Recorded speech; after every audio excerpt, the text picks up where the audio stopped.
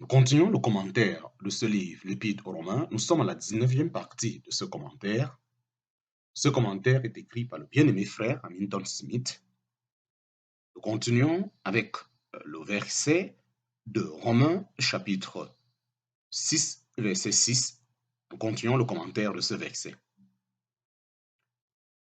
Cet homme qui vit une vie de propre volonté, sans se soucier de Dieu, ne veut pas agir pour Dieu.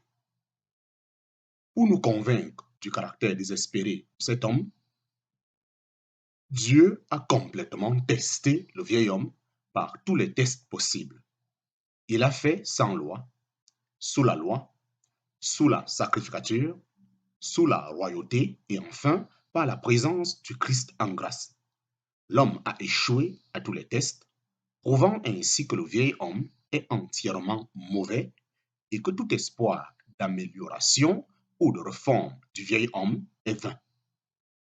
Dieu n'a qu'une seule façon de traiter un homme qui s'est avéré être irrémédiablement mauvais. C'est en mettant fin à la vie de l'homme par le jugement de mort. Les péchés peuvent être pardonnés, mais il ne peut y avoir de pardon pour une nature mauvaise. Elle ne peut qu'être condamnée et avoir sa fin. Ainsi, dès le moment où le péché est entré dans le monde, Dieu a prononcé la sentence de mort sur l'homme qui était sous le péché. Pour le croyant, ce jugement a été exécuté à la croix en sorte que nous pouvons dire notre vieil homme a été crucifié avec lui. À la croix, Dieu a agi avec le vieil homme selon ce qu'il méritait et selon les propres justes exigences de Dieu. À la croix, Christ a représenté. Pour le croyant, ce jugement a été exécuté à la croix en sorte que nous pouvons dire notre vieil homme a été crucifié avec lui. À la croix, Dieu a agi avec le vieil homme selon ce qu'il méritait et selon les propres justes exigences de Dieu. À la croix, Christ a représenté notre vieil homme devant Dieu par procuration, de sorte que quand il a été crucifié, nous avons été crucifiés avec lui. Non seulement Christ a porté nos péchés, mais il a été fait péché. Il a été fait ce que nous sommes. Ainsi, notre vieil homme a comparu devant Dieu et a pris fin judiciairement à ses yeux dans le jugement de mort. Il devient donc évident que dans cette partie de l'Épître, il n'est plus question de la mort de Christ pour nous, mais de notre mort avec Christ. En outre, notre mort avec Christ répond non seulement aux saintes exigences de Dieu, mais elle a aussi en vue notre marche pratique. C'était afin que le corps du péché soit annulé pour que nous ne servions plus le péché. Ici, l'expression corps du péché fait référence au péché comme un tout, en contraste avec une quelconque manifestation particulière du péché. Nous avons tendance à penser au péché en rapport avec quelque faute particulière à laquelle nous sommes spécialement inclins et qui nous fait davantage ressentir la domination du péché. Peut-être serions-nous très contents d'être délivrés de la domination du péché sous cette forme particulière. Dieu, cependant, voudrait nous délivrer de la domination du péché globalement. Non pas en partie seulement. Cette liberté ne peut être obtenue que sur la base de ce que notre vieil homme, qui est sous le péché, a été crucifié avec Christ.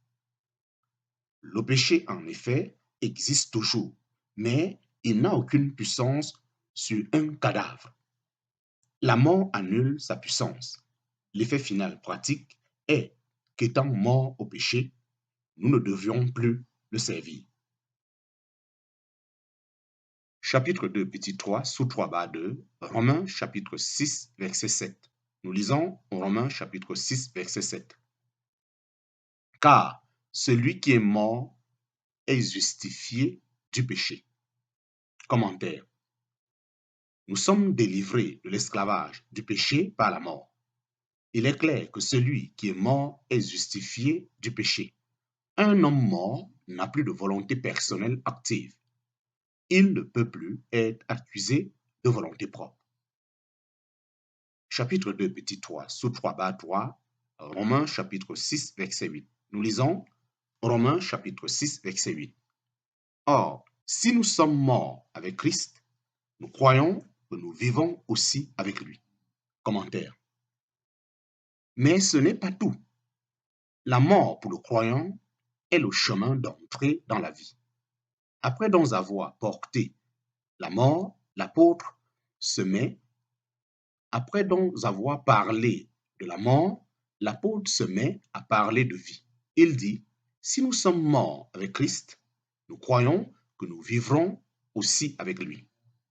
Au verset 9 de Romains chapitre 6, il parle de Christ ressuscité dans les morts. Et au verset 10 de Romains chapitre 6, il dit, en ce qu'il vit à Dieu. Il est donc évident que la vie est le sujet de ces versets.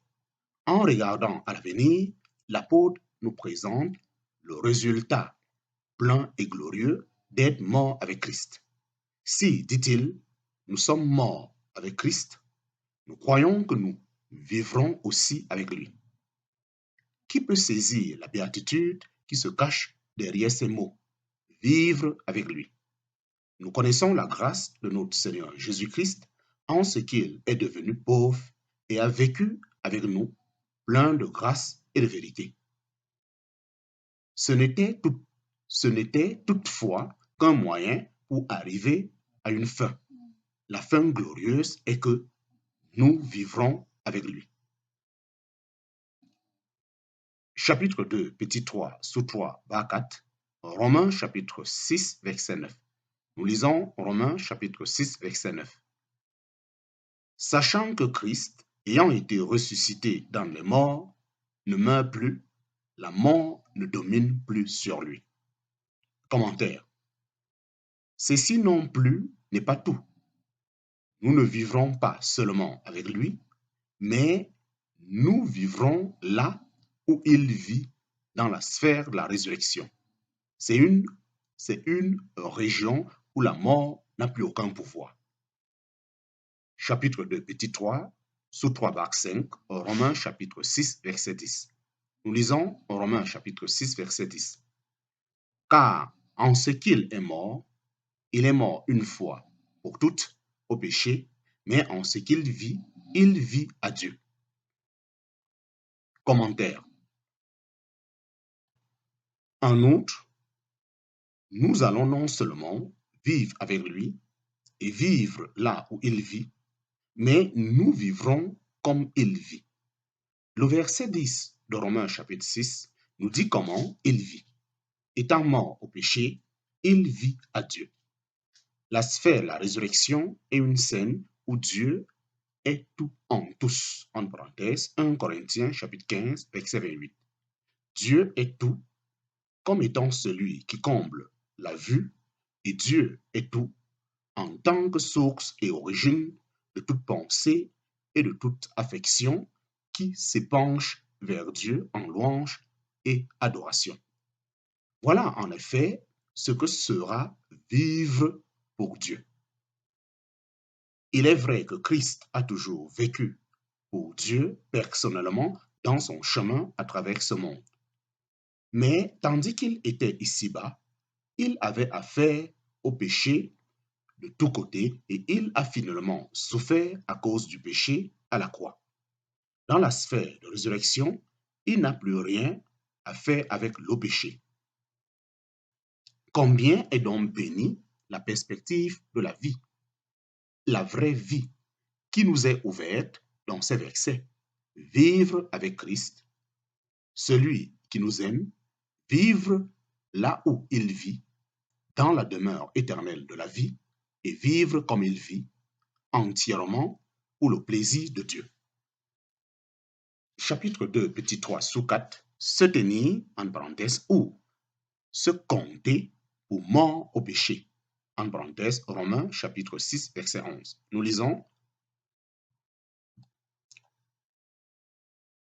lisons Romains chapitre 6, verset 11. De même, vous aussi, tenez-vous vous-même pour morts au péché, mais pour vivants à Dieu dans le Christ Jésus. La perspective de bénédiction qui s'ouvre à nous par la mort de Christ doit avoir un effet très pratique dès le temps présent.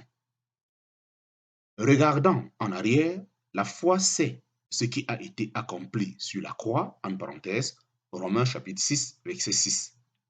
Regardant en avant, la foi sait quel sera le résultat en gloire, en parenthèse, Romains chapitre 6, verset 8 à 10. Entre-temps, tant que nous sommes encore sur la terre, entre la croix et la gloire, le croyant se voit comme mort au principe d'iniquité, en parenthèse, vie sans loi, sans frein, vie sans loi, sans frein.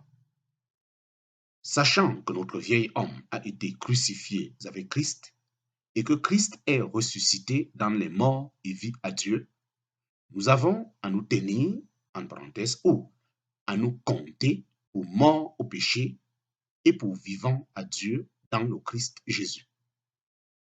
Nous nous considérons comme morts au principe de faire notre propre volonté, principe qui gouverne le monde autour de nous et que nous retrouvons en nous, et nous nous tenons nous-mêmes comme vivants pour faire la volonté de Dieu et comme liés avec Christ devant Dieu. Si nous étions effectivement morts, il n'y aurait pas besoin de nous tenir pour morts au péché. Si nous étions effectivement dans la gloire, il n'y aurait pas besoin de nous tenir comme vivants à Dieu. C'est justement parce que nous sommes encore dans un monde de péché et que nous ne sommes pas effectivement dans une scène échappant à la domination du péché que nous sommes appelés à nous tenir, en parenthèse, ou à nous compter pour morts au péché et pour vivants à Dieu. L'histoire de Méphibosheth a été utilisée pour faire ressortir la position du croyant dans un monde qui a rejeté Christ. Elle est probablement la plus parfaite illustration dans l'Écriture de ce fait de se tenir pour quelque chose, car elle permet non seulement de clarifier le sens de se tenir, en parenthèse, ou se compter, mais elle fait ressortir également la puissance nécessaire pour se tenir pour quelque chose. On se souvient que David avait montré une bonté de Dieu à Méphibosheth à cause de Jonathan, et c'était là une image de la grâce de Dieu qui nous est parvenue à cause de Christ, en parenthèse, 2 Samuel chapitre 9. Puis, dans l'histoire du roi David, vint un jour où il fut rejeté par Jérusalem, en parenthèse, 2 Samuel chapitre 15 au chapitre 18. Pendant ce temps-là, le roi David quitta Jérusalem et se trouva dans une maison éloignée, en parenthèse, 2 Samuel chapitre 15, verset 17. Sens de Beth Mekach, note. Méphibosheth, l'homme qui avait reçu la grâce de la part du roi, est laissé dans la ville en rébellion contre le roi. Son cœur ayant été gagné par le roi, il n'avait aucune sympathie pour la scène de rébellion qui l'entourait. Comment agit-il dans de telles circonstances? Nous lisons que Méphibosheth n'avait pas soigné ses pieds et n'avait pas fait sa barbe et n'avait pas lavé ses vêtements. Depuis le jour, il n'avait pas lavé ses vêtements.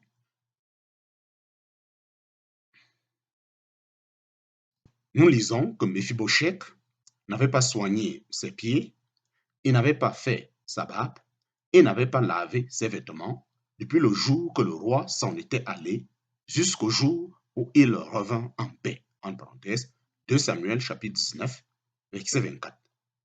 Pendant le temps de l'absence du roi, il a agi d'une manière qui montrait qu'il se tenait lui-même pour mort à la scène environnante.